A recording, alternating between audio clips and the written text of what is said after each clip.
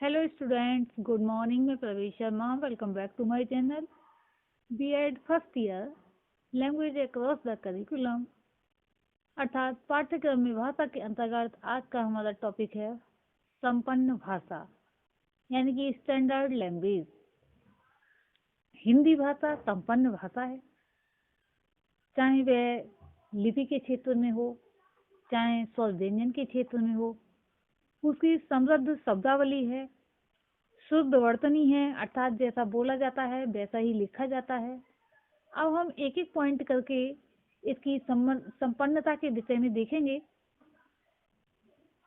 हमने इसे अनेक पॉइंट्स में वर्गीकृत किया है, जिसके अंतर्गत पहला पॉइंट है वैज्ञानिक लिपि अर्थात साइंटिफिक स्क्रिप्ट।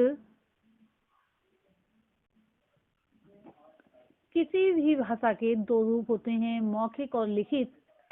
मौखिक भाषा की अंतिम इकाई ध्वनि होती है। ध्वनियों का संबंध देश और काल में हुआ करता है या काल से हुआ करता है। संसार की प्रत्येक भाषा की कुछ अपनी विशिष्ट ध्वनियाँ होती हैं। हिंदी की भी अपनी ध्वनियाँ हैं। ध्वनियों की दृष्टि से कोई भी भाषा ना तो समृद्ध कही जा सकती है और ना ही दरिद्र। लिखित भाषा की अंतिम इकाई वर्ण है। प्रत्येक ध्वनि को लिखित रूप से अभिव्यक्त करने के लिए जो चिन्ह या प्रतीक प्रयुक्त होता है उसे वर्ण कहा जाता है। सभी वर्णों के समूह को वर्णमाला कहते हैं। जिस रूप में इन वर्णों को लिखा जाता है उसे लिपि कहा जाता है। संसार में जो प्रसिद्ध लिपियां हैं उनमें रोमन, फारसी और देवनागरी लिपि मुख्य है। किसी भी लिपि की वैज्ञानिकता को परखने के लिए कुछ बातें देखनी आवश्यक हो जाती हैं। उदाहरण के लिए ये देखना आवश्यक हो जाता है कि अक्षरों के विभिन्न अंगों का अनुपात और रेखाओं की मोटाई व्यवस्थित है अथवा नहीं। जो लिखा जाता है वही पढ़ा जाता है अथवा नहीं। एक चिन्ह से एक ही ध्वनि का बोध होता है या कई ध्वनियों का। एक ध्वनि के लिए सदा एक ही चिन्ह रहता है या फिर अनेक चिन्ह रहते हैं। तथा जिस भाषा की ये लिपि है उसकी सभी ध्वनियों के प्रतीकों का समावेश है या नहीं। देवनागरी लिपि इस कसौटी पर खरी उतरती है और इसलिए जो बातें बताई गई हैं तीनों लिपियों में से ये सर्वश्रेष्ठ है। हिंदी इसी पूर्णता वैज्ञानिक लिपि में लिखी जाती है और इस दृष्टि से उसके पास कोई कमी नहीं है। जब यानी कि अब धीरे धीरे ये विचार या इस विचार पर बल पड़ता जा रहा है कि सभी भारतीय भाषाओं के लिए यदि एक लिपि की आवश्यकता हो तो देवनागरी को ही ग्रहण करना उत्तम रहेगा। इस संदर्भ में सुश्री आशा रानी वोहरा का कथन उल्लेखनीय है। वह कहती हैं, आचार्य विनोबा भावे ने राष्ट्रीय एकता की इसी बात को आगे बढ़ाते हुए राष्ट्रभाषा के साथ नागरी लिपि की अनिवार्यता पर भी जोर दिया। उन्होंने कहा कि नागरी लिपि अगर हिंदुस्तान की सारी भाषाओं के लिए चल पड़े तो हम सब लोग एक दूसरे के बहुत नजदीक आ जाएंगे, जिससे हिंदी वाले दक्षिण की भाषाएं आसानी से सीख सकेंगे और ये जो भाषाएं हैं जो समान होते हुए भी अलग लिपि के कारण परस्पर कटी कटी सी हैं, आपस में सहज संबंध बना सकेंगी। विनोबा भावे ने ये नहीं कहा कि नागरी हो, अन्य लिपियां नहीं। वह ये मानते थे कि सभी लिपियां चलें पर संपर्क लिपि के रूप में देवनागरी ही अपनाई जाए। इससे हमारे बहुत से आपसी झगड़े आसानी से निपट जाएंगे और राष्ट्रीय एकता सुदृढ़ हो सकेगी। ये कोई बात नहीं थी। इसके पहले गांधी जी ने भी कहा था कि हिंदुस्तान में सर्वमान्य हो सकने वाली यदि कोई लिपि है तो वह देवनागरी ही है। मुझे विश्वास है कि देवनागरी के माध्यम से सब लोग सभी भाषाएं सीख सकते हैं। विनोबा भावे ने बापू की इसी प्रेरणा को जन जन तक पहुंचाने का प्रयत्न किया था। जॉर्ज बर्नार्ड शॉ ने अंग्रेजी भाषा के लिए बेहतर लिपि से संबंधित आविष्कार के लिए कुछ धनराशि छोड़ी थी।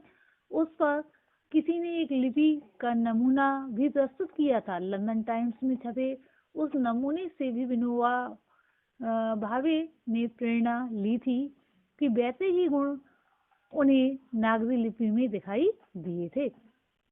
उन्होंने लोकनागरी नाम से लिपि का नमूना भी पेश किया था। पर राजनीतिक कारणों से उनके प्रयास सफल नहीं हो पाए और संपर्क लिपि देवनागरी की मांग कभी जोर शोर से उठकर भी अंततः दब गई। हम राष्ट्रीय एकता के सशक्त माध्यम से वंचित रह गए।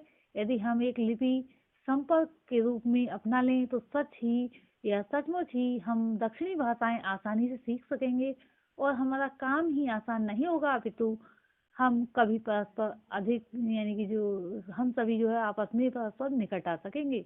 नेक्स्ट पॉइंट में हम देखेंगे समृद्ध शब्दावली, रिच वोकाबुलरी। इस संदर्भ में कहा जा सकता है कि जो हिंदी की जो लिपि है देवनागरी, वह उसकी शब्दावली समृद्ध है। किसी भी भाषा की समृद्धशीलता का दूसरा आधार ये होता है उसकी शब्दावली। शब्द भंडार भाषा का विकास का द्योतक कहा जाता है। शब्द ही व्यक्ति के भावों, विचारों एवं अनुभूतियों के प्रकाशन के लिए प्रतीक का कार्य करते हैं। किसी भी जाति के अनुभव शब्दों के रूप में सुरक्षित रहते हैं। शब्दों का इतिहास समाज के ज्ञान विज्ञान के उत्कर्षोत्कर्ष का इतिहास होता है। जिस भाषा के पास शब्दों की कमी होती है उसे हीन कहा जाता है और निश्चय ही हिंदी पर आक्रमण उसकी शब्दावली को लेकर ही होता है। जब संविधान बना तो उस समय यह कहा गया कि हिंदी में पारिभाषिक शब्दों की कमी है, अतः पारिभाषिक शब्द संग्रह के लिए भारत सरकार द्वारा एक समिति की स्थापना हुई जिसने 12 वर्ष तक कठोर परिश्रम करके सन 1962 में अपना कार्य पूरा किया। इस कार्य को पारिभाषिक शब्द संग्रह नामक सरकारी कोष के रूप में देखा जा सकता है। इस महान कार्य की पोल डॉक्टर रामविलास शर्मा ने धर्मयुग में अच्छी तरह से खोली। डॉक्टर शर्मा के शब्दों में ये तथ्य लिखे हुए हैं। ये होता है, शब्द संग्रह तैयार हो गया। धन, समय और शक्ति के अपव्यय के बावजूद ये लाख से यानी कि ये 1 लाख से भी ऊपर शब्दों का संग्रह प्रस्तुत है। भारत के 1.5% अंग्रेजीदा यानी कि जो अंग्रेजी बोलने वाले हैं, बुद्धिजीवी जो पहले अंग्रेजी में सोचते हैं फिर अपने सोचने का फल किसी भारतीय भाषा में प्रकट करते हैं। इस कोर्स की सहायता से हिंदी में अब अपने अमूल्य विचार प्रकट कर सकते हैं। क्या अब केंद्रीय राजकाज अंग्रेजी के बदले हिंदी में होने लगा है? नहीं, इसके विपरीत अनिश्चित काल के लिए अंग्रेजी हमारी राष्ट्रभाषा घोषित कर दी गई है।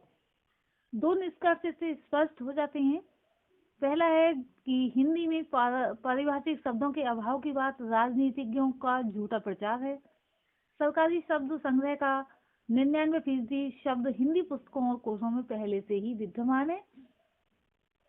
दूसरा है कोश निर्माण द्वारा हिंदी को समृद्ध करने, उसे राजभाषा के योग्य बनाने की सारी प्रक्रिया एक राजनीतिक चाल है जिसका उद्देश्य है हिंदी भाषियों तथा समस्त राष्ट्रभाषा प्रेमियों की आंखों में धूल झोंकना। ये निष्कर्ष निकल कर आते हैं। वस्तुतः हिंदी में शब्दों की कमी नहीं है। लगभग सभी विषयों पर हिंदी में पुस्तकें प्रकाशित हो रही हैं और ज्ञान विज्ञान के अनेकानेक पारिभाषिक शब्दों का स्वतः विकास हो गया है या फिर हो रहा है। फिर ये मान भी लिया जाए कि ज्ञान विज्ञान के कुछ पारिभाषिक शब्द कठिनाई प्रस्तुत कर रहे हैं, तो उससे शासन व्यवस्था में क्या कठिनाई है? इस संबंध में डॉक्टर शर्मा की सलाह यह है कि ज्यादा अच्छा होता है कि सरकार ज्ञान विज्ञान के समस्त क्षेत्रों में हिंदी को समृद्ध करने का ठेका न लेती।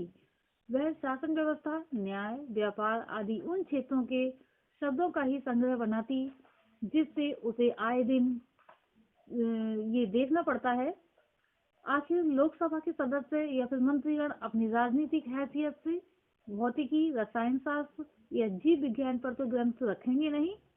हिंदी को केंद्रीय राजकाल या राजकाज की भाषा बनाने के लिए देखना ये चाहिए कि उसमें राजकाज के शब्द हैं या नहीं। ये सीधा साधा 6 महीने में खत्म होने वाला काम न करके सरकार ने 2 पंचवर्षीय योजनाओं का समय लगा दिया। समस्त विषयों के इस शब्द संग्रह में है। हिंदी की ही भांति अन्य भारतीय भाषाओं के विषय में भी शब्दों की कमी आक्षेप यानी कि कमी का आक्षेप लगाया जाता है। किंतु ये कथन गाड़ी को घोड़े के आगे खड़ा करने वाला है।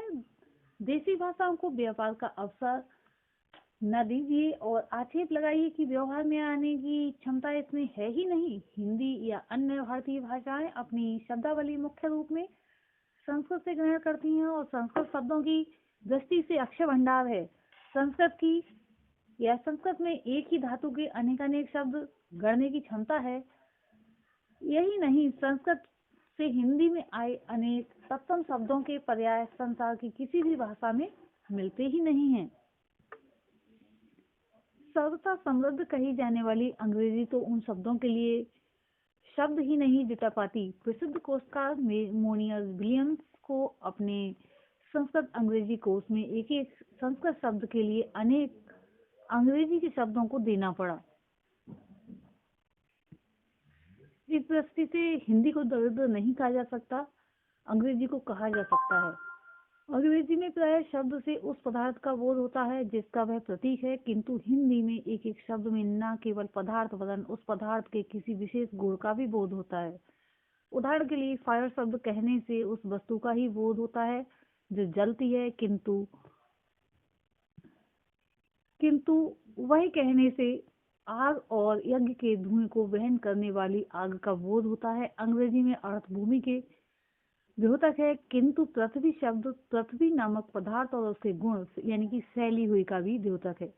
वसुंधरा, धरा, क्षमा आदि शब्द पृथ्वी रूपी पदार्थ के द्योतक तो हैं ही, वस्तुओं को धारण करने वाले, सभी को धारण करने वाले और सहनशीलता के गुणों के भी द्योतक या प्रतीक हैं। लोटस शब्द में ये नहीं पता चलता कि वह क्या है, जो कंज, पंकज, नीरज, सरोज, सरसिरोह आदि शब्दों से पता चलता है। अंग्रेजी के वर्ण और हिंदी के पक्षी, दीर्घ, खग शब्दों पर अर्थ गौरव की दृष्टि से विचार कर लीजिए। अब आप सोचिए कि हिंदी अनमोल रत्न रहते हुए भी अंग्रेज लोगों से निर्धन कह देते हैं, और जबकि वह समृद्धशाली और बहुत ही अच्छी भाषा है। समय को देखते हुए आज के लिए इतना ही। अगर आपने चैनल को सब्सक्राइब नहीं किया है तो अवश्य कर लीजिए। नेक्स्ट पॉइंट्स हैं सरल वाक्य संरचना, शुद्ध वर्तनी, स्वाभाविकता, हिंदी की व्यापकता आदि, जो कि नेक्स्ट वीडियो में आपको बताए जाएंगे और विस्तार से वर्णन किया जाएगा। आज के लिए इतना ही, धन्यवाद।